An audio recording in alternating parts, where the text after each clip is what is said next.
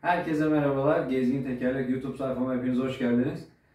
Malum İstanbul'a kar bugün yağdı, 19 Kasım. Biz de uzun zamandır planladığımız sobamızı kurma kararı aldık.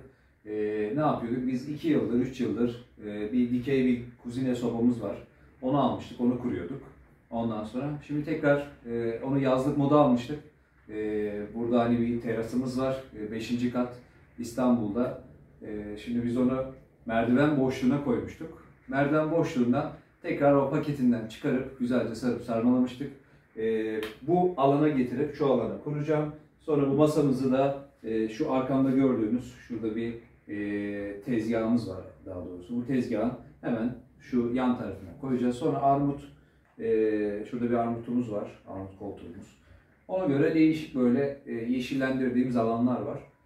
Daha sonrasında biz sobayı kurduktan sonra hemen ateşimizi yakacağız.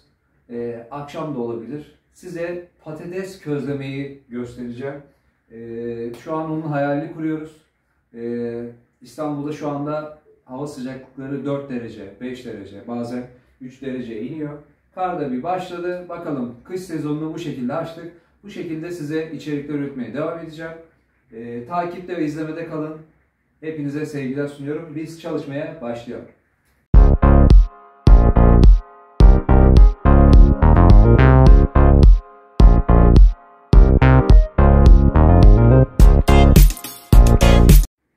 Evet, şimdi sobamızın kurulumuna geçelim.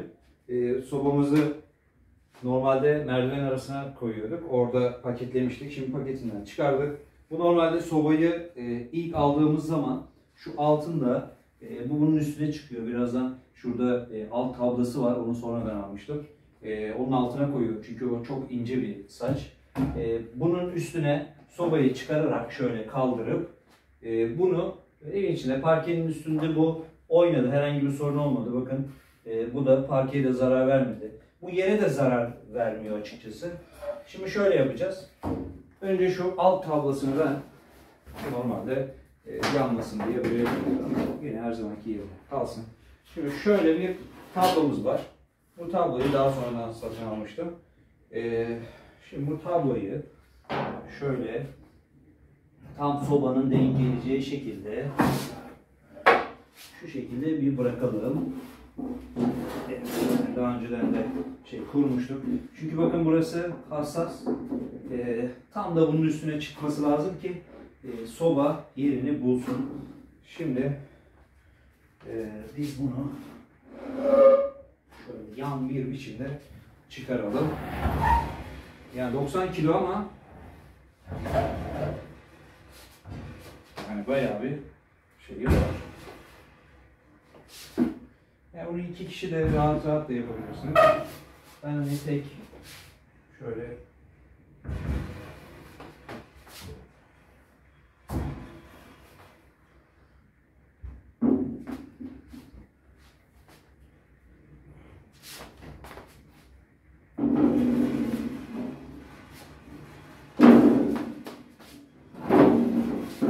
bu şekilde çektik. Şimdi bunu normalde şöyle hizalıyoruz. Sonra daha önceden zaten şurada yanmaz plakalarımız vardı. O plakalar hala duruyor. O plakalara göre tekrardan halledeceğiz. Burada borularımız var. Bir adet dirseğimiz. Sonra şu şekilde boruları da soba isi olmasın diye biz bunu tabi yaza girerken bunları güzelce sarıp temizlemiştik. Evet, bakın burada görüyorum hala şeyleri var.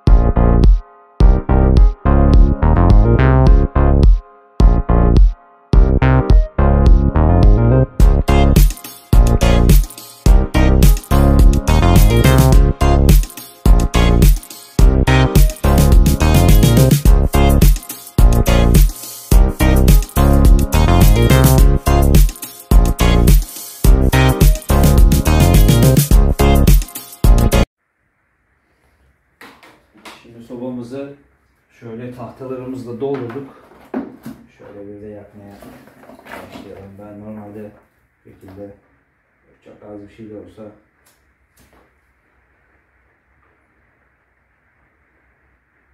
normalde kullanmamak lazım ama çıra tarzı şeyler kullanıyorum.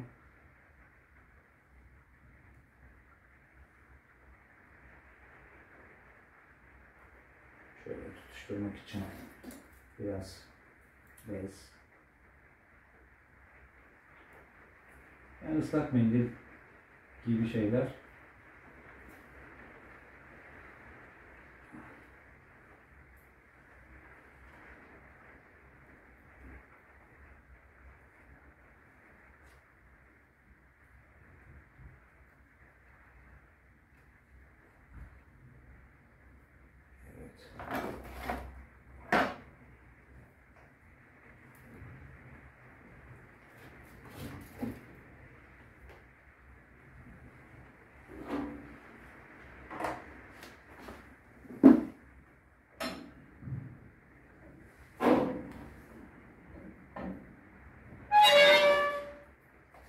Yavaş yavaş.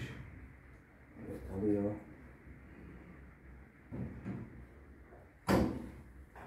Altını da şuradan çok az bir şey açtık mı şöyle kapatsak daha iyi olur gibi.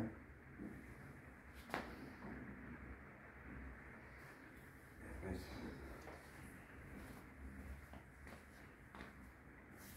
Yani sobamız şu anda ilk alevi aldı. Size şu şekilde göstermek istiyorum. Ya bu sabah sobası. Sabah marka. Şöyle göstereyim. Şurada bir üstte çaydanlık tarzı koyacağınız şeyler var. Burada iç tepsi tavası. Şurada bir havalandırma yeri var. Daha önceki videolarımda bir tanıtım yapmıştım. Şöyle detaylıca tekrar göstermek istiyorum. Mesela şu anda alev camını görüyorsunuz. Cam çok önemli. Camın bu cam Alman. Schott diye bir marka.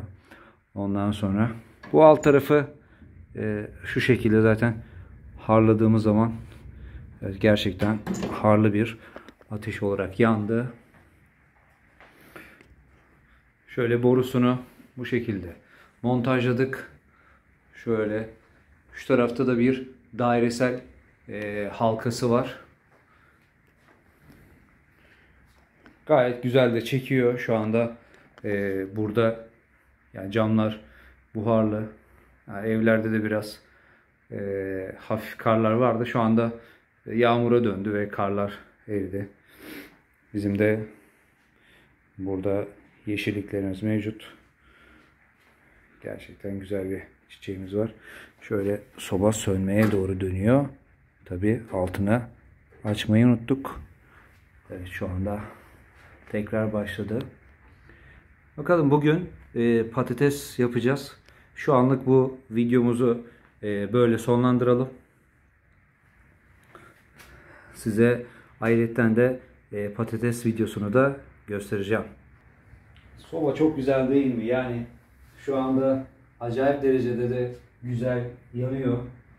Harika. Bakalım bu kış bu sobada neler yapacağız? Balık, hamsi, ondan sonra patatesi zaten yapacağız.